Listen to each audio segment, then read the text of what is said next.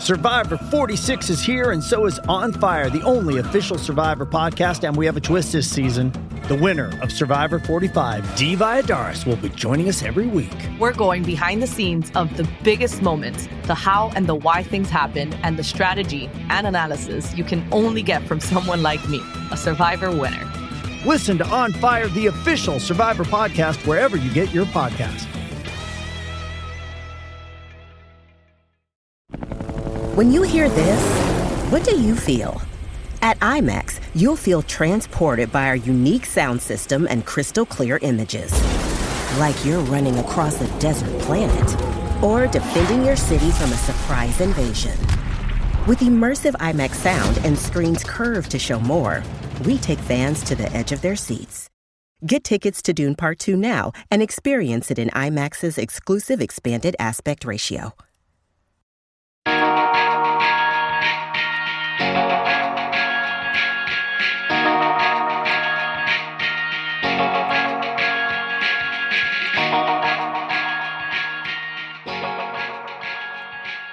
Hello, everyone. Welcome back to the Underrated Movie Podcast, a podcast where we discuss films that are underrated, underappreciated, and the ones that have just slipped under the radar and passed most people by.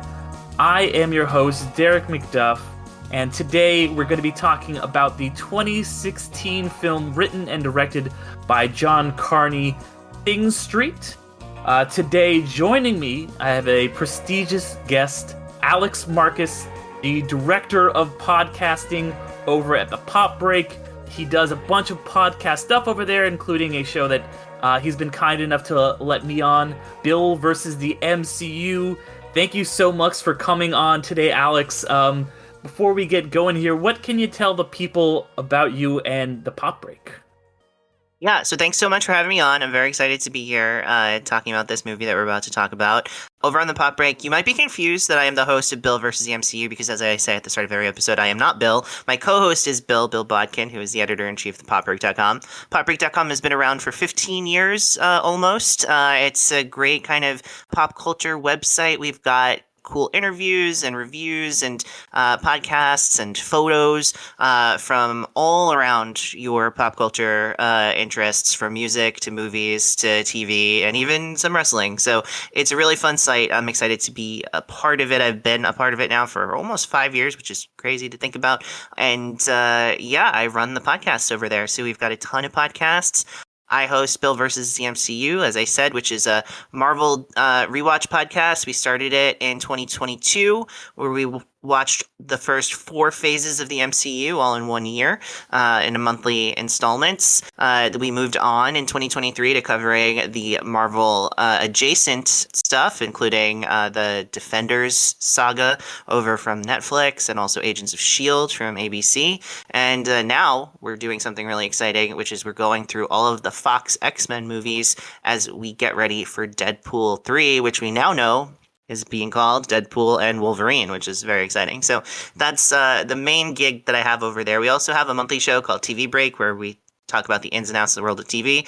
And I also sometimes co-host of the Batman by the Numbers podcast, which is a fun monthly Batman-centric podcast that you can listen to, hosted by Dan Cohen. So I've got a lot of stuff over there, but if you like movies, if you like music, if you like comic book stuff, if you like TV stuff, we've got so much stuff, reality shows. We've got a great Bachelor podcast called Roses and Rejections that has a nice following over there. So definitely just go on over to thepopbreak.com, check out all that stuff. It's really good. Yeah, it's great stuff. I've been lucky enough to be on a guest on a couple shows on that podcast feed and have had a great time every time. But yeah, like you said, you cover a lot of things, including 2 things which are very relevant to what we're going to be talking about today, which is, of course, movies and then music, because this is a musical film. Not a musical, but a film with a lot of original music in it. Yes. And like talked about one other John Carney film on this show way in the past, Begin Again, and they kind of form almost like a spiritual trilogy. I guess there's 4 of them now with Flora and Son, but he had his big breakout with Once, and then followed that up with Begin Again, like I mentioned, and then Sing Street. So this would be kind of the 3rd of that spiritual trilogy, obviously following a group of young high schoolers in Dublin in the 1980s. But, I sent you a big list of movies that I was interested in covering, and you chose this one, and I was so excited that you did because of all the, this one, it's pretty, it's well received, but it's kind of, I would say, fallen into the under the radar category, even more so than something like Once. So what about this one drew you to it that you wanted to cover it here on Underrated?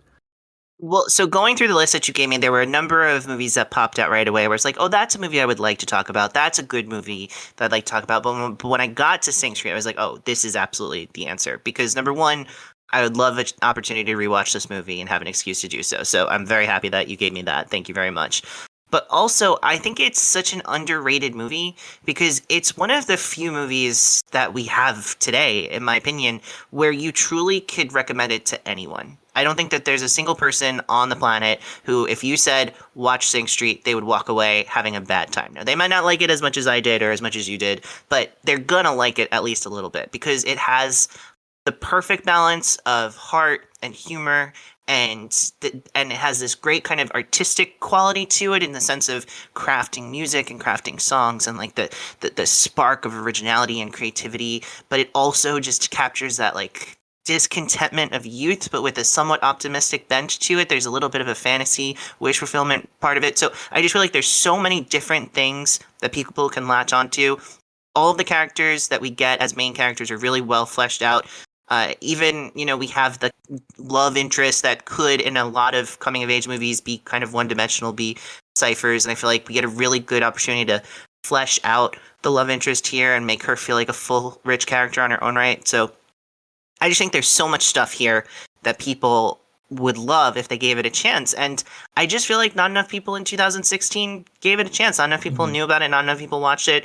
It was well received, but I think at the time, a lot of critics said, well, this is John Carney doing the thing that we know John Carney can do. And that kind of makes it a little less interesting, I think, especially for film critics who, they watch a million things and they're just like, yeah, okay, he's doing that thing again that he does. That's cool, But I think, personally, this is his best film. I think it really is a culmination of that trilogy that you were talking about. And I think in terms of the wider public, it just didn't get a huge distribution. It was in theaters. It wasn't a tiny indie release, but it wasn't on 2,000 screens. And it didn't get a lot of Oscar attention. I think a lot of people thought it would get an original song nomination. It really deserved it, in my opinion, and it just didn't happen for it. So I think that there was a lot of places where it could have gotten that bump in front of more people, and it just never crossed over in that way. And I don't know why, because I feel like a movie like Coda comes around a few years later, and it's a very similar sort of coming-of-age story about the passion of music and dysfunctional families, and it just and it wins Best Picture at the Oscars, and everybody's like, what? Where did that come from? And even I'm just starring one of the same guys in it. Exactly, and it's just like, where were you guys a few years ago? Because, man, Coda's a sweet movie, but this movie is phenomenal, and so yeah, that's why I picked it, because I just think it's a movie that you could truly recommend to anybody, and there's going to be something in there that people are going to like. Yeah, I completely agree with everything that you're saying. It's one that, like I said, Once got a lot of, it was his first kind of big thing, and, it got recognition, it got about the same critical praise, and, well, all of his movies have just been decent performers, but like you said, it got snubbed at the Oscars. It got a Golden Globe nomination, but who gives a shit about that, honestly, And, it didn't get any Oscar noms, even in songs. God, there's so many just banger songs in this. But, with that all said, what about the content of the movie? Do you love, so, what do you think about, the actual plot, the story, the characters, all of that?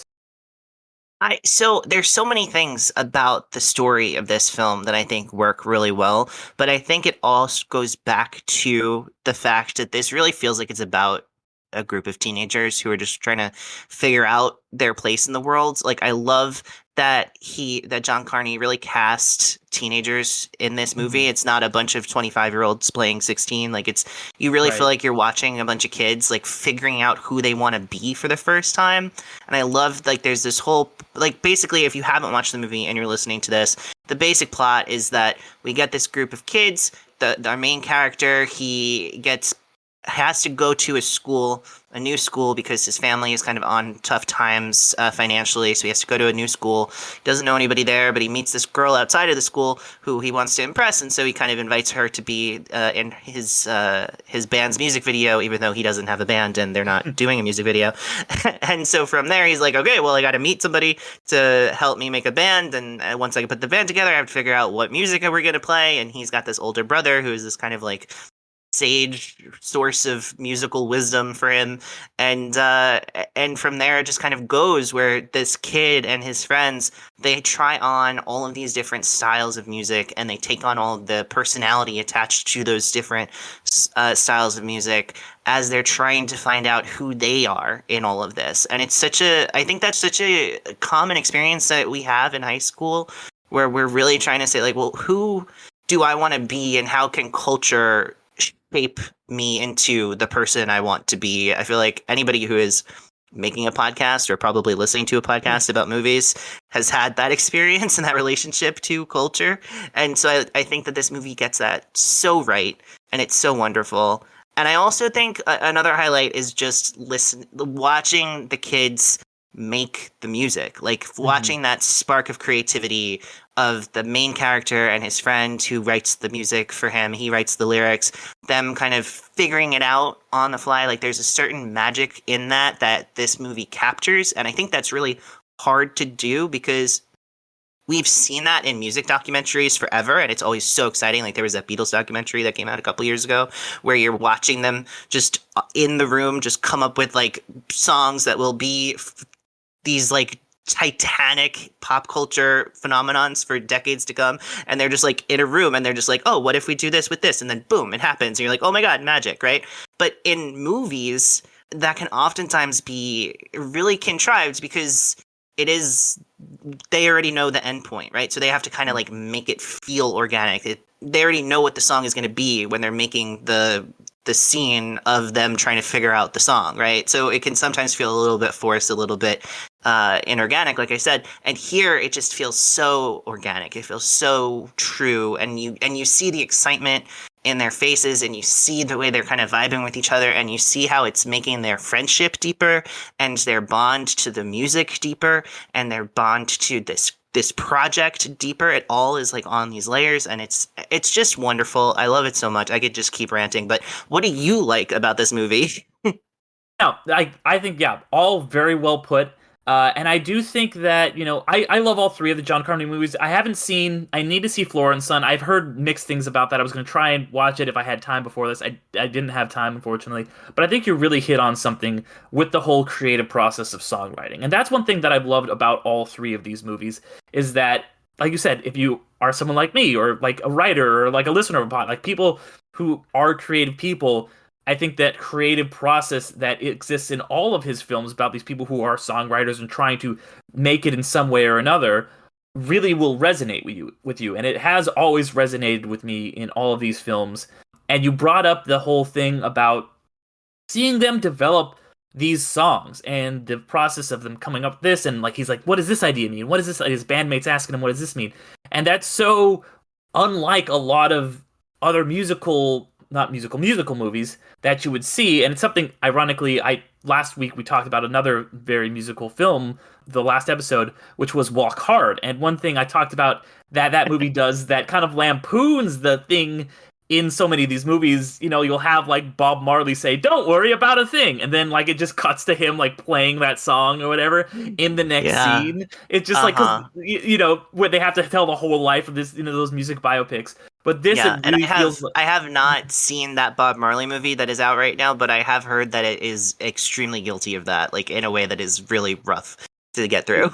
Yeah, and I haven't either. That's just based on the trailer, but like just based on like all these music biopics and all the marketing for this, I'm like, it's just like a thing. And I love that all these movies really are just about the creative process. And I've loved all of them for that. But what I think this one stands apart from those movies, because there's a lot of similarities. Both this and Once are about somebody in Dublin wanting to make it big and go over to London by with this song with this person they may or may not be in love with. But what this one does is it really captures the kind of doing that in your youth, not doing it in your 30s or something like that, but or your late 20s or whatever, but doing it like really it so authentically in a way that I've very rarely seen, captures what it feels like to be just a kid and to how weird it is and how like just high school is absolute chaos. You're trying on different personalities and you're trying to just see who you are and what fits, and you're not really sure of anything yet, and you develop these really intense friendships really quickly. There's very few things that I think really, because there's a million shows about like kids and, you know, or movies about kids and stuff like that, but they're always a little bit contrived. They always feel a little bit like inauthentic, regardless of quality. I think the only thing that I kept thinking of that this really reminded me of was Freaks and Geeks. So hard, I was like, wow, this feels like the same way that Judd Apatow and Paul Feig were like, here's me in the mid 80s, and it's obviously very inspired by their like awkward experiences and growing pains and the friends they made and how they wanted to be creative people, and this feels just like, I mean, John Carney actually, I didn't even know Sing Street was an actual school, but it was, and he went there. And when I found out, I was like, it blew my mind. I thought it was like this just some invention for this movie, but yeah, he lived in Dublin, he went to Sing Street, and even, you know, I won't spoil what happens at the end of Freaks and Geeks, especially since it kind of got canceled, but the way that ends really reminded me of the way this ends, where it's like they are going off, and you don't know what's going to happen with them. It's a hopeful ending. It's a happy, sad ending, which works so well with the themes of this movie. It's like, yeah, there's a moment even when the end where you're like, are they going to die on the ocean right now? But it's like, nope, they can go on the wake of the ferry. What's going to happen with them when they get to London? They don't have any plans. Who knows with that? I love the kind of just beautiful ending that you only get from a movie or a show getting abruptly canceled. Maybe the only other thing that I could think of that really portrays kids as accurately is maybe Superbad. That's a film that I always go to bat for. But yeah, I really loved it. And one other thing too that I'll just throw in is I love the relationship between him and the older brother character played by Jack Reynor. And I think he is fantastic in this movie. And his whole thing about him being an older brother and that speech he gives about, like, he's like, I was the one cutting through the jungle with a machete, and you're able to walk this path and to kind of like live your dream because of what I did. And me, you know, being an older brother, I resonated so much with his character. And it's something that I kind of like, you know, it's like, yeah, like when you are the older brother and you deal with your parents when they're younger and they're crazier, and you kind of have to like wear them down a little bit so that your younger siblings can get through this and can like start living their dreams. And, you know, you might not be the first one to go live your dreams and I love that he's kind of like filled with regret that he didn't do this. Like, he didn't get in a boat and take off. But he's still so happy for his little brother. And I'm like, you know, I'm watching this movie, I'm getting kind of emotional at the end. And it, you know, because it seems like, oh, it's really a story about him and the girlfriend and that. But Reynor comes back in every once in a while, and then that last like little text in the movie for Brothers Everywhere, I started fucking bawling. I was like, oh my god, like that really, really hit me. So I don't know if you have like siblings or anything like that, but that really pinpoint like knew where to hit me in my emotional funny bone. This episode is brought to you by Paramount Plus. Ewan McGregor stars as Count Alexander Rostov in A Gentleman in Moscow, the new limited series based on the best-selling novel. Stream it on March 29th with the Paramount Plus with Showtime plan. Visit ParamountPlus.com to try it free. Yeah, I'm a youngest sibling, so I definitely don't have the older sibling experience, but obviously as a younger sibling, I have an older sibling. So I could see it working so well. What I love about that character and what I think makes this movie so special compared to a lot of other movies that have similar structures, similar coming of age situations, is that the movie lets you see Jack Reynor's character who, through the eyes of his little brother, through Connor's eyes, as this titanic, larger-than-life figure who is an expert on he knows everything that Connor would ever want to know. He has the perfect music recommendation for every conversation. He can go off the top of his head and give what Connor sees as this like incredible wisdom and knowledge about all of the different bands and all the different artists and also is so observant about his family in a way that Connor isn't quite yet, and can know his mom and his dad so intimately and help Connor understand what is happening in his own house, right? So he is this sage voice of wisdom, and yet the movie lingers on him, and the performance of Jack Reynor is so special because it lets you see how, like, outside of Connor's perspective, Jack Reynor's character is incredibly sad. He's depressed. He has nothing seemingly in his life outside of this relationship with his brother that he values so deeply. He has dropped out of school, right? He had a dream that he has clearly let go. His family is falling apart, and he is old. He's an adult. He's old enough to know what is happening in a way that his younger siblings don't quite get until the end of the film. He knows what's happening from the start in a way that's really deeply upsetting, in a way that he's not willing to engage with, but he is clearly experiencing. So his life is sad, it's empty, it's lonely, and it's so interesting that you can have a character be both this source of incredible inspiration and aspiration for Connor, and yet also for the audience to see him and see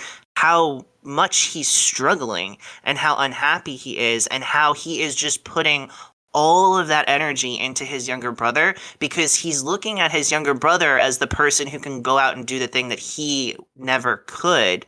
And there's so much love and so much warmth in that, but there's so much tragedy in that too. It's heartbreaking that's because you look, I mean, you know, I'm in my 30s now, and I'm looking at him, and I'm like, you can't be older than, like, what, 21, 22 years old, right? And you think your life is over. You think that your dreams are dead, and your whole life is behind you, and so you need to prop this kid up and let him have the life you always wanted. It's like, man, you have so much left to give, and you don't see that, and that's so sad. So it's like this movie is capable of, I think that is just what's so great about this movie in a microcosm, because it's so sweet and so loving and so full of energy and enthusiasm and creativity, and also so sad and bleak and harsh about the reality of it all at once. And that's really hard to pull off effectively. And I think it's a testament to the writing, and it's a testament to Jack Reynor as a performer that they nail it.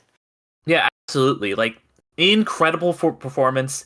And, you know, I just want to say, like, you know, speaking of him, and I love the visual metaphor. Like, we already talked about, like, them following the wake of the ferry, but I think that is such a great visual metaphor to end the film on. It's like, yeah, they are caught in this storm, and the only thing that allows them to get through it is they are following in the wake of this boat that's going in front of them, just like he's able to do all this stuff because he's following in the wake of his older brother.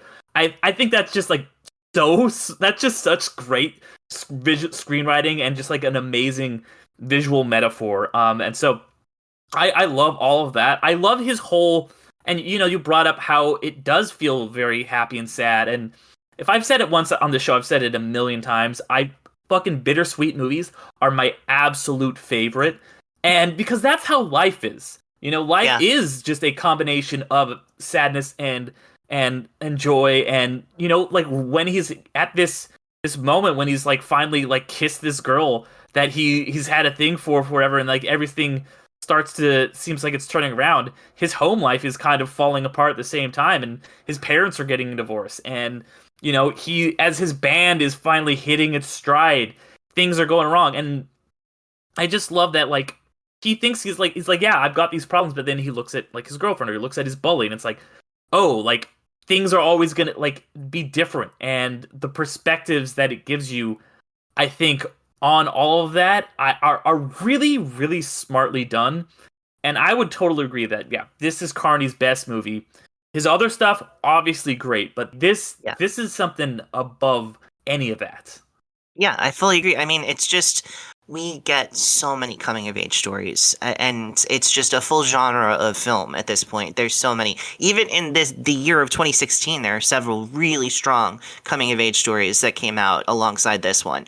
And it's real. I really think this is just like a perfect coming of age story, and because it does all of the things that you need it to do without ever feeling dishonest, without ever feeling like you're conforming to the contours of a screenplay, right? You're conforming to the audience's expectation. You're setting things up so you can knock them down. It doesn't feel that way. It feels really honest about who these kids are and who this guy is and what his life is like. And it's an autobiographical film, and sometimes that can lend an authenticity to a film that you don't get otherwise. But sometimes it can also be like a lot of pitfalls in that too, because it's hard for an auteur filmmaker like Carney to necessarily know what is it about my personal story that is going to resonate with everyone. Sometimes it can be hard to decipher that. Sometimes our greatest filmmakers' most personal films are the most alienating to their audience, and this is not that. This is somehow so authentic and so honest and so deeply relatable in a way that it just works. It just works so well. And we haven't talked that much about the music yet, but I think it's also really important to say that these songs are both great and feel mostly like they could be written by a really talented 15-year-old, like yeah.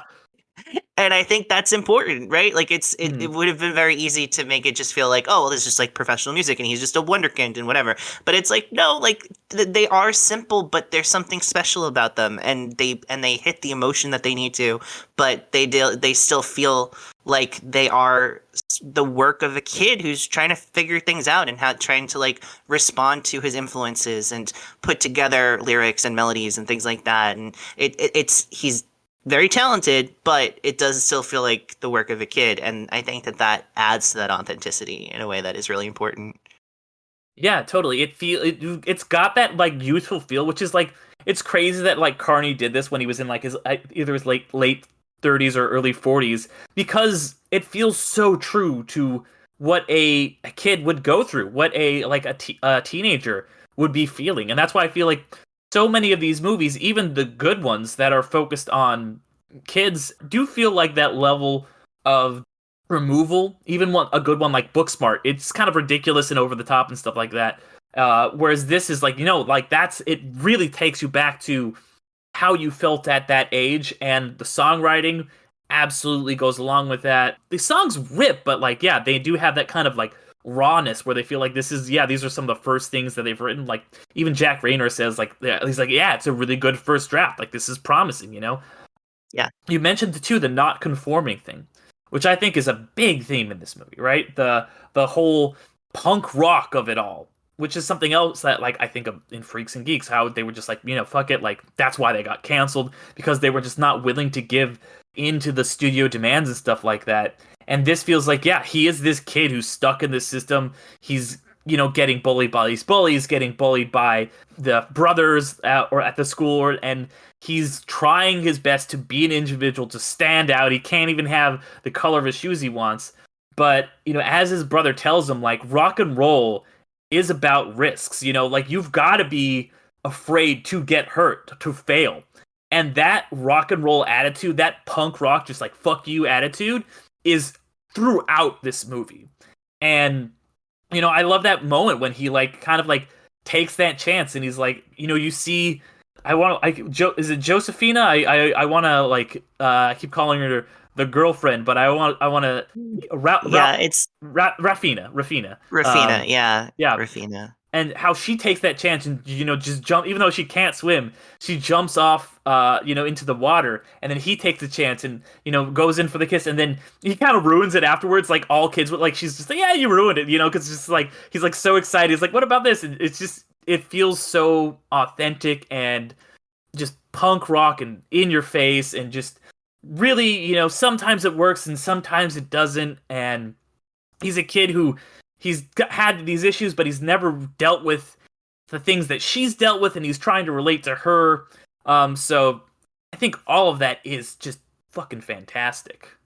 Yeah, well, and that's the thing about it being a really good coming of age story, right? Like a huge part of coming of age stories is your protagonist is starting to realize what is unique and wonderful and terrible about their life, and then at some point they become a little bit self-obsessed by that realization because it's so new and so powerful for them, and they're forced to then see the wider world in some way and have their kind of self-absorbed teenager perspective punctured, and you get to see, okay, well, actually, like this incredible realization that I'm having, like also everyone else has it, and it's also, and there's so much more than just what I'm feeling, and I think this movie handles it really well because it doesn't force a really strong contrast. It just lets Connor exist in the world, and so Connor is dealing with his family stuff, and then he is coming in contact with other people who are dealing with other types of family stuff. And yeah, Rufina's life is on paper much worse than his, right? But they're both going through something difficult, and that shared sadness is connecting them. And he slowly starts to realize, I think, a little bit about her situation in that same sort of way of like puncturing his bubble. But it's funny because in the movie, it gives him that opportunity to say like, oh, wow, you know, I thought my life was hard, but then it turns out your life is like so much worse than mine. And I think a lot of movies play that as like a really profound realization. And instead we get to be in Rufina's perspective for a second and see like, oh, that is actually kind of a shitty thing to say to somebody. Yeah. And she like kind of takes offense to it, but not in a way where it's like, oh no, now they're broken up and we need this, you know, contrived fight or whatever. It's just kind of like, it just feels honest. It just feels really honest in a way that I really, really respect.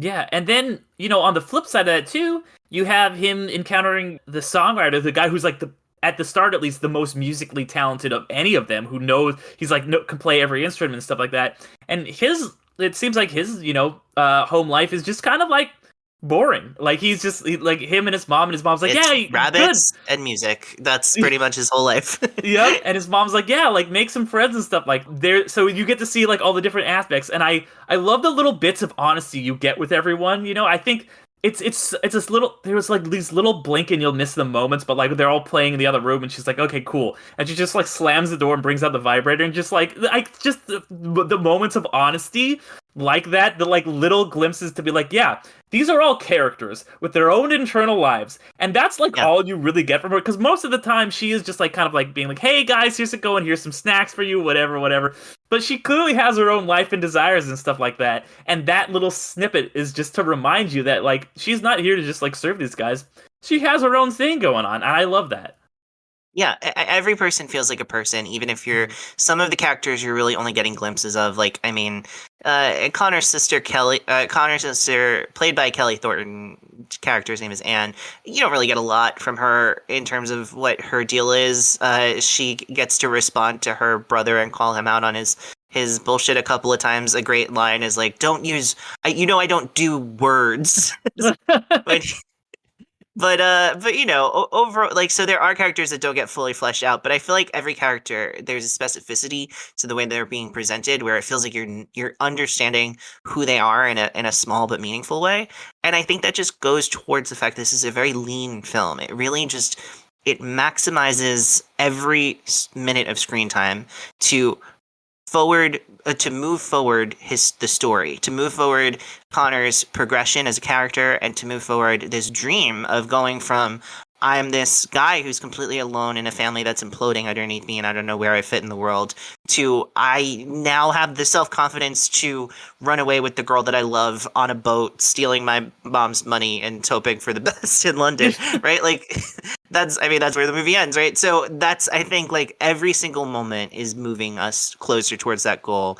And there's really no extraneous beats, and yet we get so much detail and so much reality and so much just like on the corners specificity of this place and these people. And that's a really hard balance, and I think that they really nail it. Yeah, and like to speak to your like the conciseness of the screenwriting and how good it is, I think that, you know, one moment that I really appreciate is towards the end when they play the slow song at the dance. That's doing so many things, right? It's giving us a good song. And if you think of like some musicals that I don't really care for, something they'll be like, cool, here's just a good song to just entertain you for 5 minutes and the story kind of stops or whatever. But the good ones are like, oh, here's like a song, and it's going to keep informing you of like what all these characters are going through. It's going to move the plot forward, which this clearly does. Like, it's like, hey, this is showing you his emotional state, showing you how he's feeling about him dealing with this whole situation that he's been through with Rafina, and then it's also showing like what is going on at the dance. It's setting up the tone. It's a really good song as well, and then it's also, since it's cutting away to her listening to the song, her crying and stuff like that, and it's cutting back and forth between those two scenes, you're understanding where both of them are at emotionally, and it builds up to this big finale. And if you don't have that scene that is showing you both where both of them are at, it doesn't work. And you could have like a song for him and a song for her, but instead they expedite it and gives you them, both of them, him playing it, her listening to it in completely different locations, but you never feel disjointed. You always feel like it's of a piece. And the fact that they were able to pull that off, along with so many other things in this movie, and seeing their relationship develop. I love that the first song is about kind of like meeting a new person. And like he even says, like, you know, it's about like when you meet someone, they could be anyone. And I love that, just like kids do, you're trying to seem cool and like be like, yeah, I'm like this. And, like we said, he makes this band just to like try to impress this girl that he knows nothing about. And she's right. Just like, yeah, I'm a model too, like a model. And maybe I'll show up, if I have time, whatever. They're both trying to seem so cool. And by the end, they have both bared their souls to each other. They both know so much about each other. She's really let him into like her personal life. He has too. And then, so you see that relationship fully develop over the course of the film through all these ups and downs. And, you're not sure if they're going to make it. And, I love that the other people living with her at the girls' home are like, I was rooting for you. Because we are too, like that's our audience surrogate. We're like, yes, I'm rooting for you too. And to see that relationship, that dual character arc pay off so well in the end, and to have that all tied into what's going on with the brother and the other bandmates and the themes of rebellion against this tyrannical school and this tyrannical brother, it all is just such concise screenwriting. The fact they're able to do all that in an hour 40. Just get in, get out, do it all. And to have a killer soundtrack all throughout that, to have like, I don't know, 6 or 7 like incredible songs. The fact that they pulled that off is pretty special, I think. Yeah, I fully agree. I want to ask you a question, though, because we're praising the originality, we're praising the authenticity of this movie, and rightfully so. But they do one truly cliched screenwriter move, which is force a sort of separation between our love couple to amp up the stakes of the climax, right? So that we get this moment late in the film where Rafina asks Connor, like, oh, when is the next music video going to be? And he's like, oh, it's going to be next week. And she's like, oh, okay. And like we linger on her face. We realize, oh, she has plans for next week. She's not going to be there. That's going to be a problem. And then we find out, oh, she runs away with the other guy who had been out of the picture for a while. All of this happens off screen. We're with Connor. He's surprised. He's confused. He's hurt. He doesn't know why this is happening. And then it all builds eventually to this moment where he runs into her and turns out she's not in London anymore because she got into a fight with her boyfriend, but the boyfriend hit her and she left him, and so now she's feeling bad about herself, and then she's rude to Connor unexpectedly, accidentally as a result, and then so now Connor doesn't want to be with her anymore. And then finally they all come together in the end and they have this like great moment of like, as you described. But that is sort of like a textbook way to create a little bit of extra tension and juice the climax that can feel really contrived. Did it work for you here? Did it feel contrived, or do you feel like they earned it? So I think that's why it's like a 4.5-star movie instead of like a perfect 5-star movie. Because it does kind of feel a little bit contrived, especially when, she's like, oh, tell me about that. And he's like, no, I don't think I will, because he's upset at her. And then they have to kind of have that big comeback thing because he's like, yeah, you chose this other guy over me. You're only being with me because he like left you high and dry. So you're just like, when she has that moment, she's like, I'm just like my mother. I'm gonna like basically she says, I'm settling for you. more or less, and he, obviously is kind of offended by that. So that, story beat is a little, like you said, it's a little cliched, but the way they pull it off, I think, was they did a really good job of it. It doesn't completely take me out of it, because I think that they thematically tied into a lot of the stuff that's going through. I think that her talking about, like, kind of like settling and wanting to go to McDonald's kind of ties her into the brother character quite a bit, and kind of draw some parallels between them, and feeling like, like they're these people who are a little bit older than him, have been through a little bit more, have seen a little bit more, and are kind of maybe like realizing like this is all it has.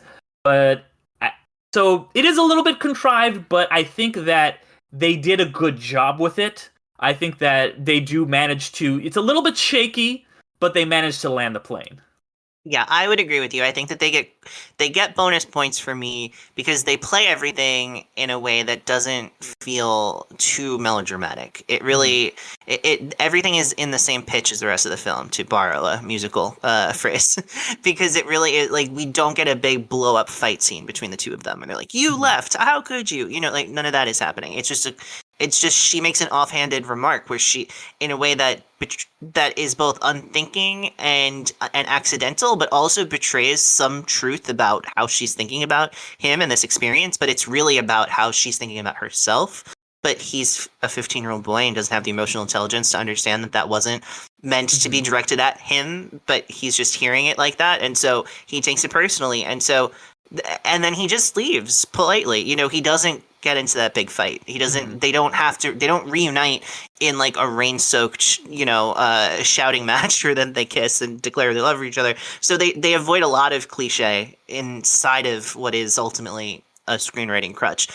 So I do think that they do the best they can to make it still feel like part of the whole that we've been dealing with up until that point. But I do I would love to see what the film could be like without that bit of it, and if we could have gotten the tension and the climax that we got without needing to pull them apart. But maybe it is an honest thing about this character of Rufina specifically, that she would not be, that there would be some indecisiveness and fear to commit herself so deeply to Connor and his dream, and she needed a moment of kind of like running away to find her way back. So just because it's a cliche and a screenwriting crutch doesn't mean that there isn't truth and emotional honesty to it. And I think that, Lucy Boynton, who plays Rufina, does an excellent job making her not be a manic pixie dream girl, letting her be a real person. And I think that also goes a long way to making the end of the film work better than it otherwise could have. Yeah, absolutely. Because like tropes are tropes for a reason. There's a reason why these screenwriting cliches have existed for so long, because they work, and a lot of times they are true to life.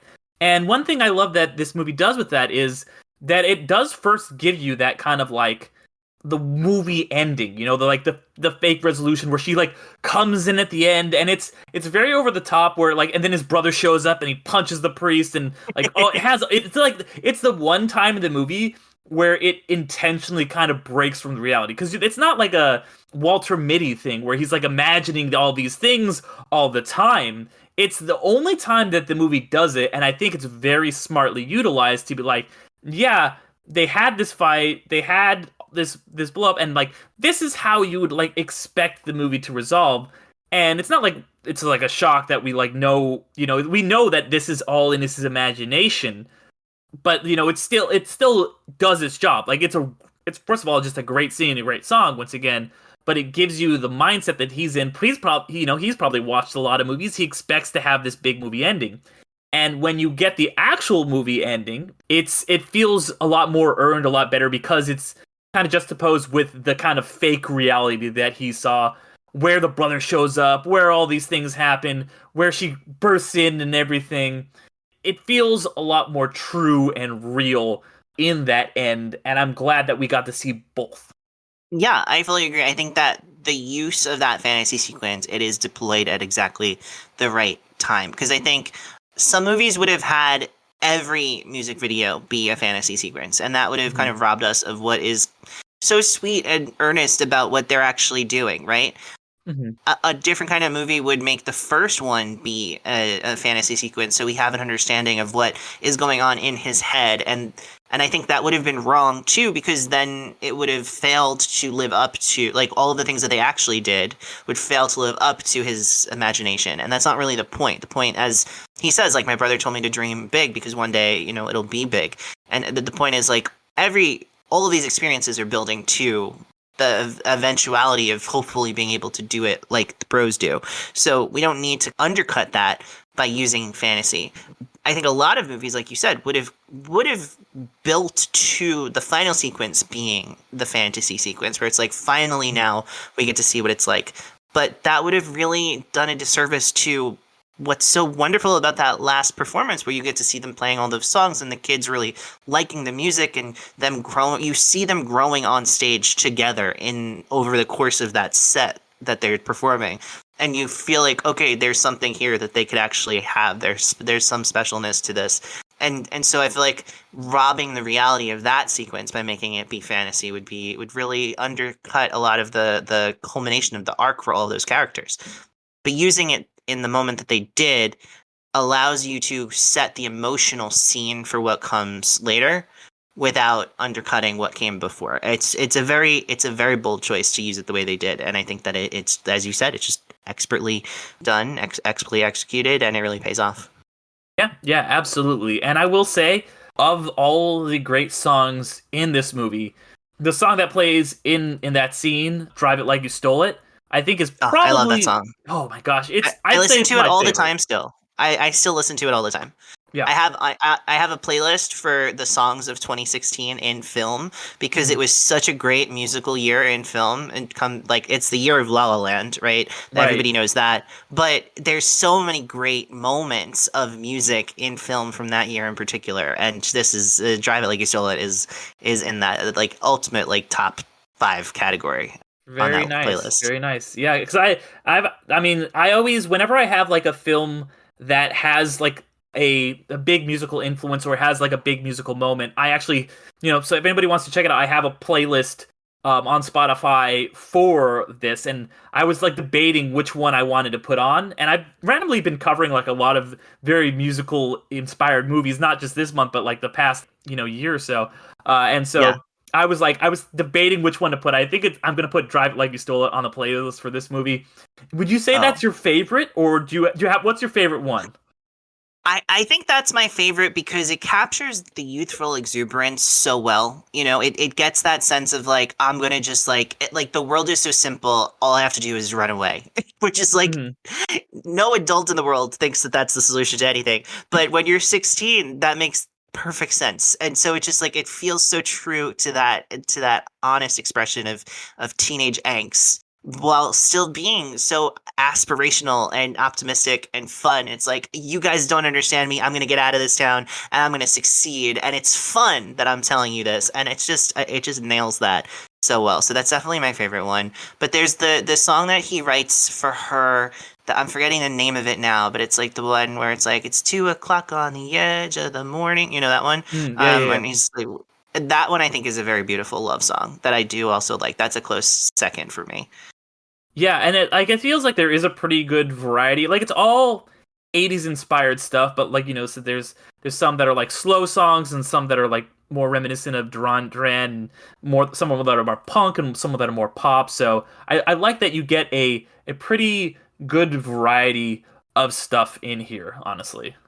Yeah, absolutely. I agree. There is variety to it, and that's important because it's reflective of the experience of Connor and his friends, in the sense of every time that they make a new song, they're experiencing a different emotion, right? They're reflecting on something that they're seeing in the world, and they're also discovering new music and new influences, and they're letting you see how influence shapes who they are and what types of observations they're making about the world and how that filters into their music. So that variety is so key to the themes and characterizations in the film as well.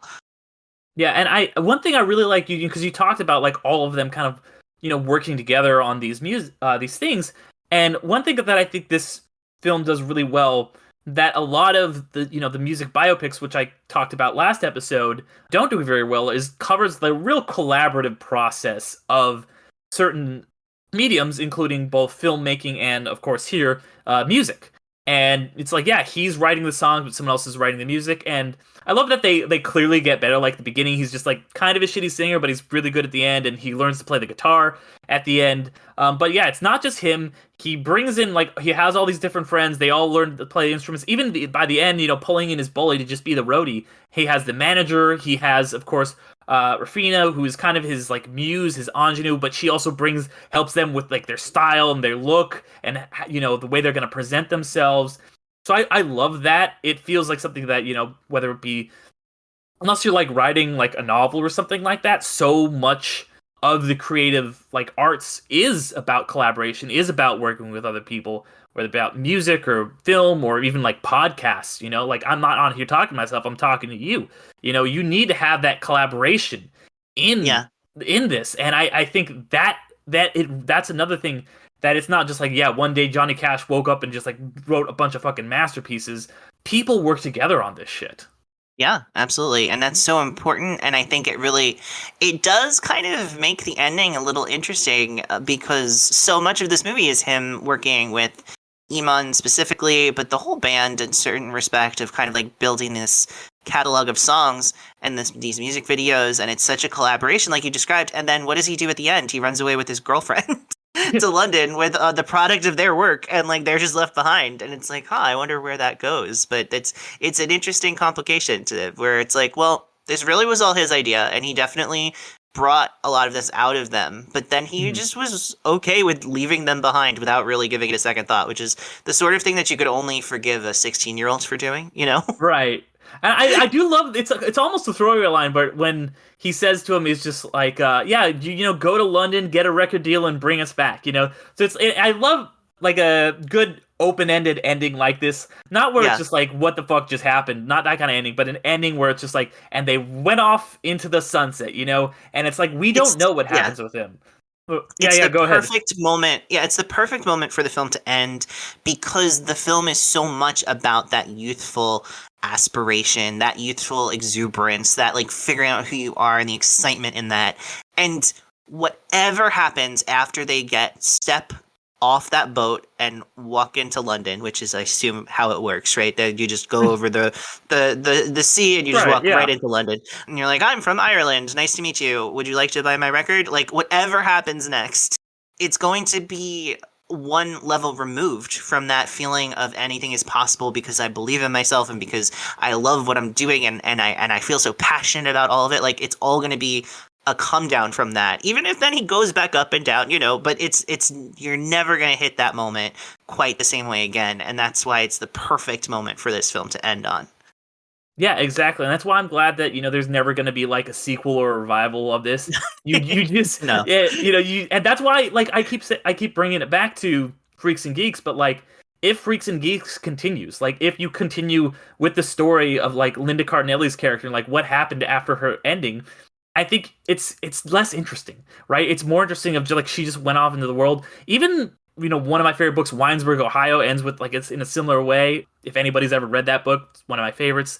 Kind of, it's about this character who lives in this town and kind of is about him getting out. And it's like, do you think he comes back? Do you think he leaves? And it's up for the reader, for the audience to decide. Even, Superbad ends with like these two friends and they kind of like have this look at each other and they're both going off to do with their lives. It's like, yeah, is Seth or is Jonah Hill gonna marry Emma Stone? Like, what's gonna happen? Like, we don't know. It's all left up to us, and that's why it's like, yeah, just him going into the wake, going off into the mist, like leaving to start his new life. Presumably, we can imagine whatever we want. It's it's very death of the author. Just like whatever we want it to be can be. Yeah, I will say I think that. Like, especially with the Freaks and Geeks example, but we can extend it to movies as well. I think that if you have really creative people who are passionate about the story that they're telling, the fact that they ended one story perfectly does not mean that they cannot pick up those characters again and tell an incredible story the next time around. And I think that that is something that we've seen, for instance, in a film series like the Before trilogy, Richard Linklater, I was right? gonna say, like, you have a point, because the Before trilogy, like, the first one ends perfectly and ambiguously, but the second one, it's like, that's the best one for me, at least. Yeah, absolutely. And that just goes to show that, like, if you have the talent and you have the passion, that the end of the first installment can be a perfect ending to that story. And then we can pick up those characters later and tell a different story and have a perfect ending for that story as well. I was just talking to a friend of mine the other day about the television series Mad Men, which is a show that me and my friend, like, absolutely adore. It's one of our favorite things ever that's existed in the planet. And one of the things that I mentioned about that show is that every single season has a incredible season finale. Every single one has a finale where you're like, wow, that is, if it ends here and we never pick up these characters again, perfect, no notes, excellent season of television, excellent series. And then you get another season and it deepens the characters, it expands the world, it tells stories that you didn't even know were possible, and it ends and you're like, wow, that is an incredible season finale. No notes, we don't need to pick up again. And then they do it again, and they did it for like 6.5 years, right? So it's possible, and that's the part of the Freaks and Geeks ending that makes me sad, is because I think all those people, they could have come back, they could have made another great season. Could they have made 7 great seasons on network TV? Probably not, but I think they could have gotten like a solid 3-4 seasons of incredible television, and that we were robbed of, and that makes me sad. But with this particular movie, I think that I would watch 10 years later what happened to them because it's John Carney doing it, and I would trust him that he could land that plane. But but it would never change the fact that this is the ending to this story, and it is perfect. Yeah, I mean, that's fair, like, I think of, just because there was a lot of Jurassic Park sequels of varying quality doesn't take anything away from that first one, No. So that's a fair point. I still do hope that this is like, I mean, I don't think that it will be a sequel, but I do like that this is the definitive listen, ending. our podcast is the first step on the journey to getting a grassroots movement to Sing Street 2. Yeah, Sing Street 2 still singing. Yeah. But before we completely wrap up, any straight thoughts? Yes, I did want to say I found the name of that song that I was referring to earlier. It's Up. That's the other song on the soundtrack that I think is just incredibly beautiful, and it's a very sweet song. And yeah, so I would definitely recommend that as well. But it's such a great year for music. Like, I don't know if you guys, I mean, 2016 is now a number of years away, but so in addition to Sing Street, we had Moana come out that year, which has an incredible soundtrack that, like, I still play it in my car and it still makes me cry. I don't mind saying that. But then we also have like Popstar, Never Stop, Never Stopping, the Lonely Island movie. That's what I'm going to cover at some point on this show. You should, because let me tell you, it is criminally underrated. I watched that movie in a theater with my friend, and then there was 2 other people in the theater with us who we did not know, and that was it. And they were very mad at us by the end of the movie because we just could not stop laughing the entire time, and they were not having as much fun as we did, but that was on them, not us, because that was incredible. But really funny songs in that.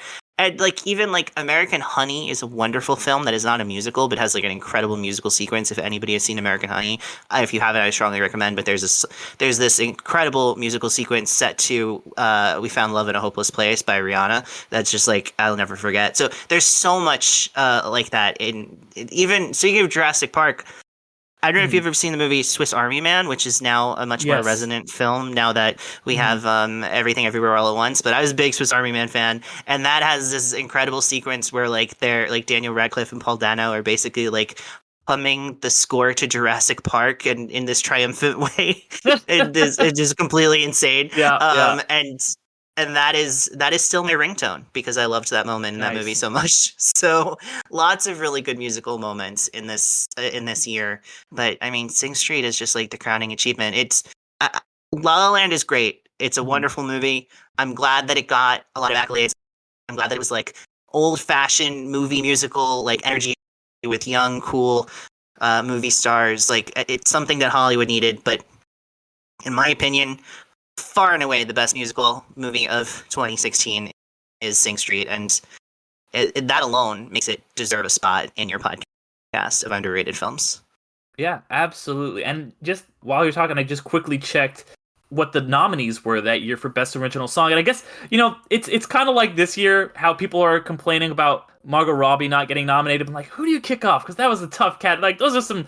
I don't want to discredit any of these other like incredible female performances. And I'm just looking at it. Yeah. It's like, yeah, you had. Well, the answer is Annette Bening. No disrespect to Annette Bening, but that is absolutely the answer to that question. It's not that hard for me, but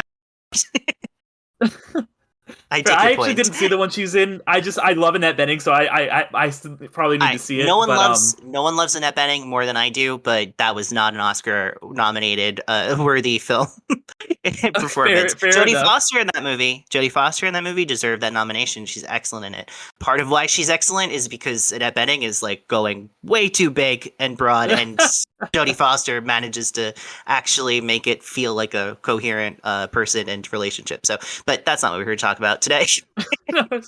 But yeah, just to like go through this, like it looks like, yeah, like you said, a stacked year for music. You said, like How Far I'll Go from Moana was nominated, and then I don't know what this Incredible one is, but song. it's right. But The Empty Chair from something called Jim, the James Foley story. But I don't know what that is, but it's by Sting, so I love Sting. So and then We you've could got probably cut that off the list. I think that's a Yeah. documentary about but I don't recall much about Yeah. that. But then you've got Can't Stop the Feeling, which is from the Trolls soundtrack from Justin Timberlake, which like Sure. it's a bop. It's like that movie. Like That- I didn't remember that was from Trolls, so like I'm like, okay, Well, that's an important thing to be nominated because that is actually how they kicked off the Oscars that year. They opened with Justin Timberlake singing that song and dancing in the audience and getting the crowd going, and everybody was like, "That was so fun! What a fun way to start the Oscars!" So right. that had to happen, I guess. Yeah, and then the last two Audition, which is The Fools Who Dream from La La Land, which like that song just fucks me up emotionally, and then the one Absolutely. that won City of Stars, also from La La Land. So I'm like, that's a tough year. Like you could make the argument that you could cut the Sting one, maybe, but like that's a tough year. I think. You absolutely could, like with this year and Best Actress, you could absolutely cut the Sting one and be fine. But I do love Sting. I that's the thing. It's like I just watched that documentary about him and making the Emperor's New Groove, which I think is a fascinating documentary. If anybody wants to check that out, I think Sting's a really interesting guy. But yeah, so yeah, I mean, maybe that's listen, the one to cut, though. we got a podcast on popfreak.com right now all about the Police. Going through their discography, film disc by disc, as you would say. So I'm not going to say anything bad about Sting, but I will say he doesn't need the Oscar nomination, especially for a movie that nobody's ever heard of. And the thing that is annoying about Oscar nominations for songs sometimes is that they don't use songs that are incredibly crucial to the film, which is like, why not? Like, if you're nominating a song for a movie awards, it should be a song that means something to the movie. And Drive It Like You Stole It, I mean, it just doesn't get any more meaningful than that. So that I think it has to get in there over Sting. That would be my choice. Yeah, you're probably right. I have to listen to the song, but like I don't see how that one or one of the like. There's so many good Also, songs. City of Stars, let's be real, is not the best song. It's just the one that everybody was like, that's the La La Land song. It was in all the trailers, but like, there's like at least two other better songs from La La Land other than City of Stars. Audition, I was happy to see get in there because that's a very good song. I like that a lot. Yeah, But City of Stars, yeah, that would have been my choice, honestly. yeah. And City of Stars is one that won, which is if I was picking a song from that list, it would to win, which is not what we're here to do, but we're here, so why not? It would definitely be How Far I Go from Moana, because again, incredibly meaningful to the movie. The entire soundtrack has been building up to it, never mind the arc of the film. And it's just a beautiful song. And it's like empowering and it's emotional and it's vulnerable and it makes me cry whenever it comes on in my car. So I would go with How Far I Go. But Drive It Like I Stole It is a runner up for sure. Also, just weird little quirk that I want to point out. That was the last year that Diane Warren wasn't nominated in that category, which is like insane. Like I remember I have a friend who like do another podcast with, and he was talking about. He's like, "Wow, this Flamin' Hot Cheetos song got nominated." I'm like, "Yeah, it's Diane Warren. She always gets nominated." So like that was such a strong year that not even she could make it. Yeah. I mean, we got to do something about this Diane Warren situation. We need to have that conversation, as Kamala Harris likes to say. Because she also got nominated the 2 years before that, so like that's how good a year is that the Academy shut her out the one time in the past decade plus. They're like, Diane, sit down. It's Sting's turn for some reason. But yeah, man, thank you so much for coming on. I got one more question for you, and it's not necessarily related to this movie, but I wanted to ask you. We talked a lot about how this is, a really great coming of age movie. Do you have a particular coming of age movie that really you wanted to mention or stands out to you? One or two, or just anything you want to mention? Oh man, that's tough. That's really hard to just drop on me without any notice. Yeah, sorry. First answer, best answer, Lady Bird by Greta Gerwig from 1 year after this, 2017. I think is an incredible coming of age story. You get a full year of this girl's high school life. You get the life, the loves, the triumphs, the tribulations, the best friends, parent issues, and all of it. It's there. Saoirse Ronan gives an incredible performance, and I think that would probably be my pick off the top of my head. But I could probably, if you gave me a day, come up with a list of 50 great coming of age movies that I absolutely love. But off the top of my head, it's going to be Lady Bird. I like to spring something on, I guess, every episode. So I had to keep you on your feet. But yeah, Call Me by Your Name. If Call Me by Your Name counts as a coming of age story, which it is very much a coming of age story, but also a love story, that would also be in contention. I love Call Me by Your Name. It's one of my all-time favorite films. So that would be up there. Also from 2017, an incredible year, the year 2017. So that would be up there as well. But I think just pure category of, if we're just being really specific about the category of coming of age film, I would say Lady Bird. Okay. All right. Fair enough. Yeah. I mean, so this is kind of, I'll admit this on the pod. Those are both movies that I've been really wanting to watch for a while, and I haven't gotten around to yet. And I really need, Lady Bird is very high. And I've actually never seen a Luca Guadagnino movie. I'm very excited for Challengers because I'm a big tennis fan. And also that movie has 3 things that I'm very excited for, which is tennis, Zendaya, and a love triangle. I'm like, yes. Uh-huh. So I'm going to definitely correct that blind spot. But yeah, I'm going to definitely try and see both of those soon. Luca is an incredible artist who I love deeply. His films are not for everyone. I will warn you on that front, but I think Call Me by Your Name is probably his most accessible film. So definitely that would be a good place to start. Okay. All right. Yeah, I've got they're both on my Letterboxd watch list, but so are 550 other movies, so hopefully I'll be able to get to them soon. And then, yeah, I guess I'll just answer as well. I brought it up a couple times. It's one that I think gets short shrift sometimes because it is pretty crass. It is, it's that Judd Apatow thing that was kind of looked down at the time. But I think that in terms of just being very true to, and the reason it's crass is because it feels very real to how, especially teenagers talked in 2007, high schoolers talked, because I was also a senior in high school when it came out, which was super bad. Yeah. That's a movie I think it's so, I'm yeah, this is just how me and my friends who were idiots at the time, because we're in high school, we're dumb.